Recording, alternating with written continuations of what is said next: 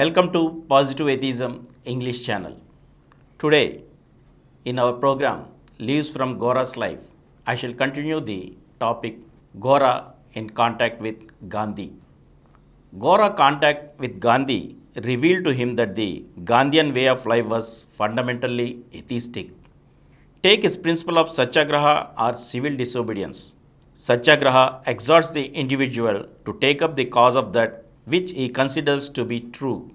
So, fight for the truth as you see it grants the freedom of the individual and encourages the individual to fight for what he considers truth. Freedom of the individual is implied in the Gandhian way of life. This is in contrast with the Marxian philosophy.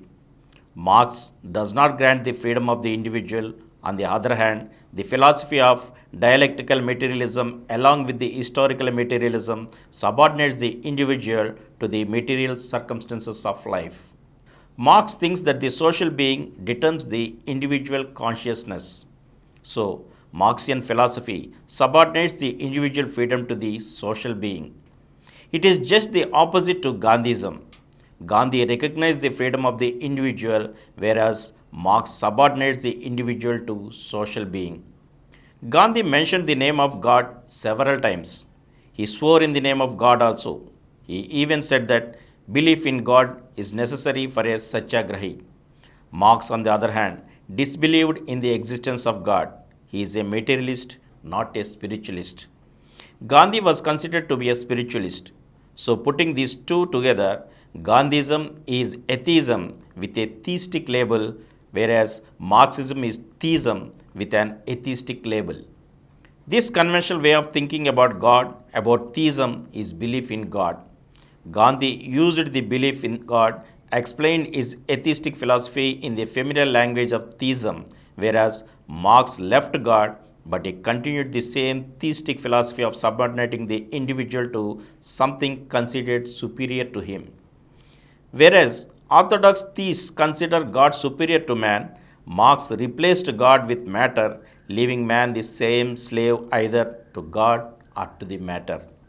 So Gandhi seemed to be atheistic to Gora.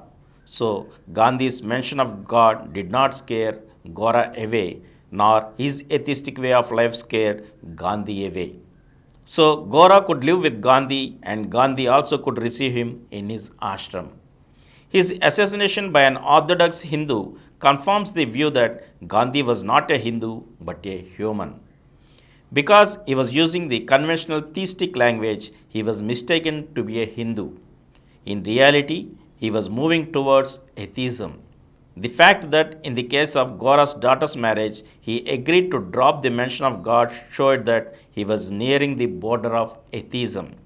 Had he lived longer, he would have crossed the border and would have preached atheism also if the challenge of times required it. The goodwill of men, the happiness of mankind was his primary concern and not the belief in God. If atheism contributed towards the happiness of mankind, he was not the man to hesitate to receive it. He was essentially human and rationalist, but he adopted the conventional theistic language in order to propagate his theory, his ideals. So, the basis of Gandhism was the freedom of the individual, primarily the atheistic one. So, Gora could live with him. Regarding Gora's daughter's marriage, Gora's daughter's marriage was fixed for April 1948, but Gandhi was assassinated on the 30th day of January 1948. He did not live to perform it, but the marriage was performed according to his promise in Sevagram ashram. In the marriage, according to Gandhi's promise, there was no mention of God anywhere. The ashramites Kaka Kalekar, Kishorlal Mashruwala, Chamanalal Bhai, Munilal, Aryanayakam were present. Gora very much indebted to all of them. They saw that there was no mention of God anywhere in this ceremony. They had to carry out the wishes of Gandhiji after his assassination. Prabhakarji presided over the occasion. Thakkar Baba, the old associate of Gandhi, administered the oath of marriage, and the whole ceremony was gone through according to the wishes of Gandhi. After his assassination, which was very unexpected, instead of being a joyous occasion, that was an occasion of great remorse, and tears rolled down all eyes of the several dignitaries that attended the marriage, because that was the marriage which was to be solemnized by Mahatma Gandhi, the first after he took a vow that he would solemnize the marriages between Harijans and non-Harijans. That was the first, and later on, Gora's son's marriage also was performed in the same conditions. It was, in fact, the second one. Gora's eldest son, Lavanam, married a Harijan girl, Hemalata. As it is, Gora doesn't recognize the caste differences, the distinctions of untouchables or caste, Hindus or Brahmins, or even Muslims or Christians. But they are going from the real to the ideal. Their ideal is non-recognition of these distinctions. Because they are going from the real to the ideal, they have to mention those names. They discuss this point with Gandhiji.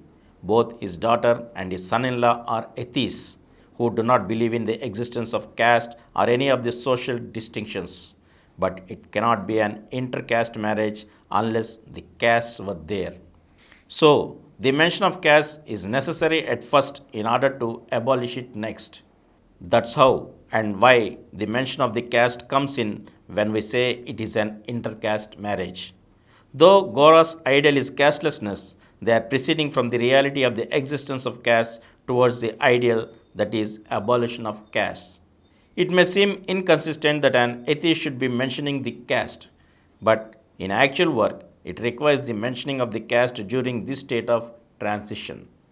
Gora was very much obliged to the inmates of Sevagram Ashram for having fulfilled the promise of Gandhi after his assassination. And the second marriage under the same method of his first son, Lavadam, was performed in the atheistic way 10 years later in 1960. And from here, I shall continue in the next episode again. Thank you.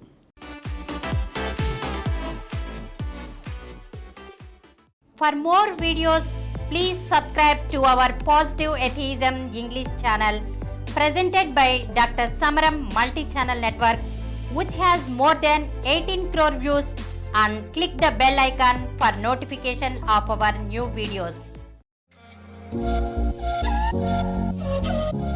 Please download Samaram Multi-Channel app and watch your favorite channels from your mobile. App available on Google Play Store and subscribe to the channels.